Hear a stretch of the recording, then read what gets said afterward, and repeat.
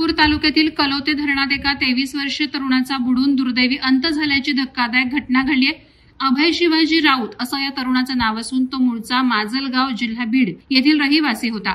Life and Joy या रिसॉर्टमध्ये housekeeping कामगार म्हणून काम करत असलेल्या अभयनं दुपारच्या वेळी जीन्स पॅन्ट आणि टी शर्ट घालूनच पाण्यात उडी मारली, ज्यामुळे त्याची पोहण्याची गती कमी झाली आणि दमछाक होऊन तो पाण्यात दिसेनासा झाला। मिळालेल्या माहितीनुसार अभय राऊतने नुकताच या रिसॉर्टमध्ये कामाला सुरुवात केली होती।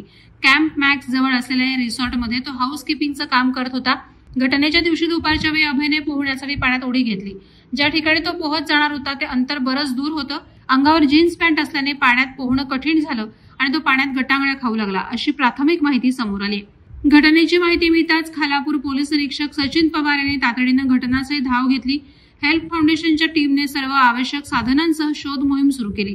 3 तासांच्या शोधानंतर अभयचा मृतदेह पाण्यातून बाहेर काढण्यात यश आलं।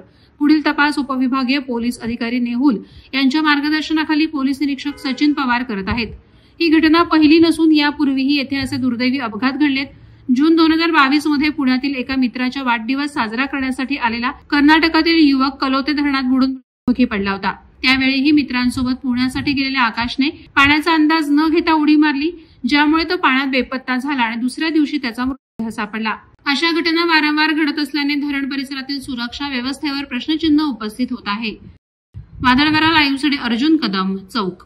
नवी मुंबई व रायगड जिल्ह्यातील ताज्या बातम्या आणि घडामोडींसाठी सबस्क्राईब करा वादळवारा लाईव्ह चॅनल आणि दाबा बेल आयकॉन।